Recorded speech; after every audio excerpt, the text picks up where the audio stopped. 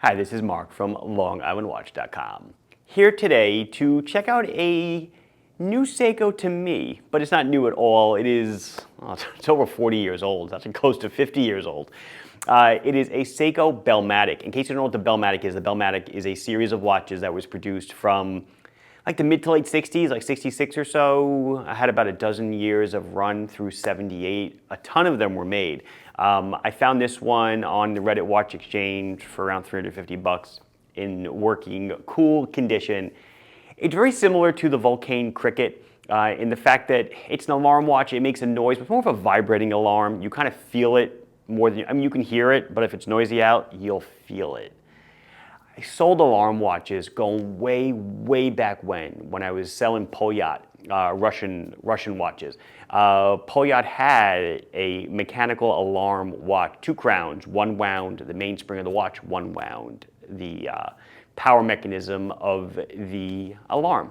So we're gonna check it out. That's all I got. On my own wrist today, Squale 1521 polished ocean with that awesome bracelet. And on my other wrist, the Island of Republic. I'm wearing it more and more because we're getting closer and closer to having Traveler GMT versions of this watch. It's pretty much going to be the same exact watch that the Republic was, just with the Traveler's GMT movement. The only color way that was held over was the blue, and then there's two new colorways that are going to be available. That's a commercial. Anyway, let's check out the Seiko.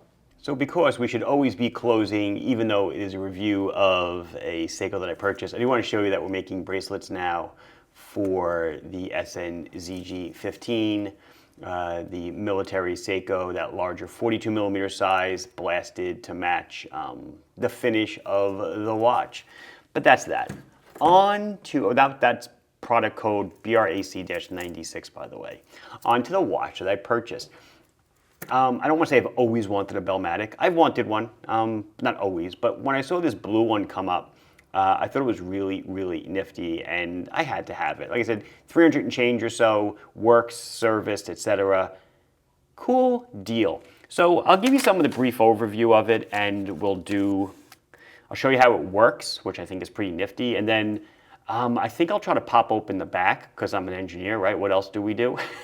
And witness the alarm working. Maybe I'll shoot it at high speed and try to slow it down with my limited knowledge of this camera thing in front of me. Okay, so Seiko Bellmatic. From what I can tell from the date, I'm pretty sure this is like a 1977. It could be a 67, but probably not. I'm relatively sure it is a 1977. So it runs on a 4006 movement. That was Seiko's nomenclature for the Bellmatic movement with the day and the date. There's a rarer 4005, which is date only. I really don't care. I'm not really after a unicorn. I just wanted I think this is my first mechanical alarm watch that I actually own. The Bel Canto is more of an hourly chime. It's not an alarm watch. Just kind of saying. 17 joule automatic, strictly automatic, does not hand wind. When you hand wind it, you're winding the spring for the alarm. It's 38.5 millimeters, so beautiful size, classic 70s size, right?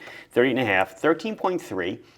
I'm pretty sure it's acrylic, a domed acrylic crystal. 39.3 on this right here, the lug tip to lug tip, sort of like a UFO shaped case. It is an integrated bracelet, so the bracelet size doesn't matter, and it is that nice standard 70s folded link bracelet that nobody had a problem with back then, but we seem to have big issues with them today. Standard clasp. Let's see. Weighs 90. This one weighs 96 grams. It's sized to fit me, or it fits me. Actually, it didn't come with any extra links. It kind of just fits me. It was funny because it was sitting. I was showing it to Ryan, and he goes, "It looks kind of small. Does it fit you?" I'm like, "I don't know. I never tried it on." And yeah, it fits. 96 grams on the bracelet as you see it. And water resistance is an interesting animal. It just says on the back that it is water resistant. So I'm guessing it's probably the standard, splash resistance. Definitely would not take this into the water. So here we go.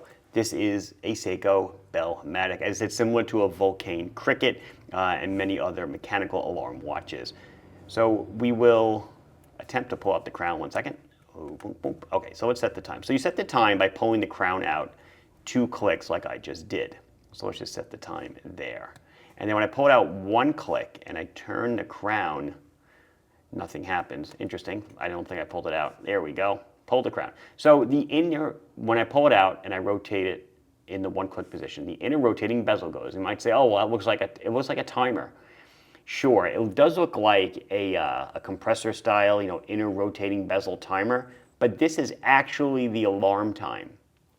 So sure, you can use it, to measure, let's say, a lapse. I don't know if you heard a click. Elapsed minutes from here, right? You stick it there, and then you could just see how long, 20 minutes, whatever, like you would on a normal bezel. However, this one, you set, there we go. You set the pointer to where you want the alarm to go off. So let's say I want the alarm to go off at 11 o'clock. It is a once set alarm.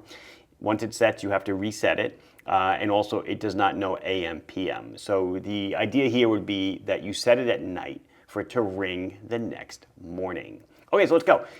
Crown's pushed in. I turn the crown. Nothing happens. I pull it out one click, as I said, rotate it, and all we could do is change the alarm time. 2 clicks, we're going to change the time.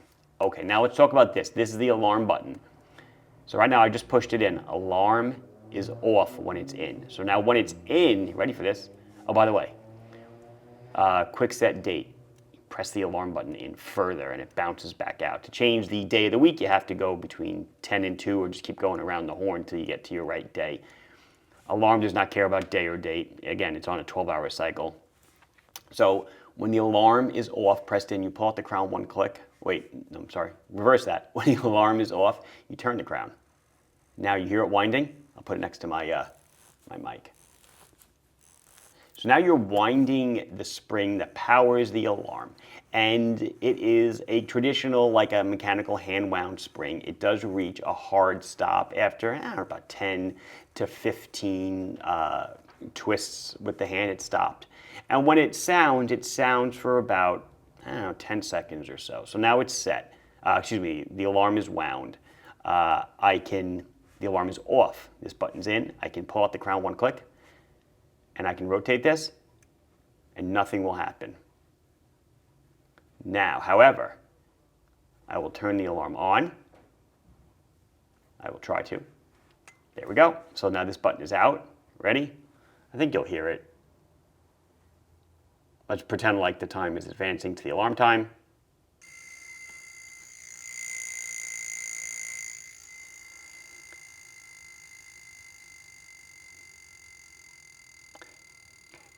And that's about it. I know this isn't feely vision, so you can't feel it, but you definitely, if this was on your wrist, the vibrations permeate through the case. So we would do alarm off. We'd go about our day or business or whatever, and the night before, we could wind it up again, push it in, wind it up, and carry on for the next day. And that's it.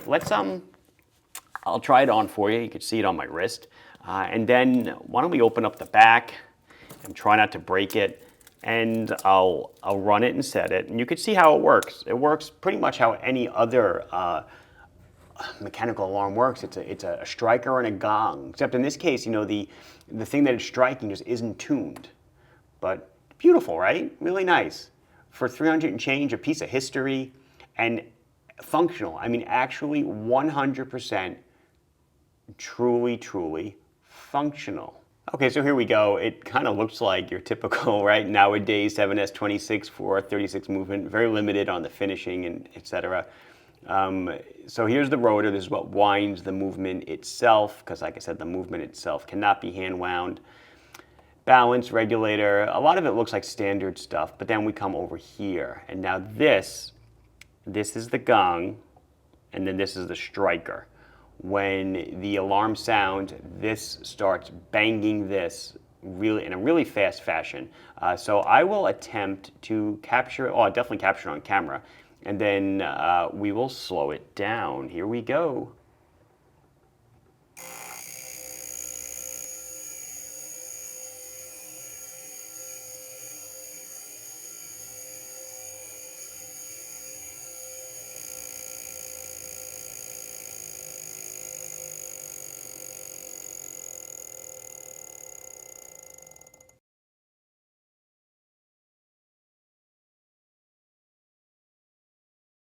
Pretty cool, isn't it? You know, you get a kind of feel for it. You can tell already that it's definitely more of a vibration than it is a sound, but it is pretty nifty. Anyway, that's it. This has been Mark from LongNotWatch.com showing you my new old Seiko Bellmatic.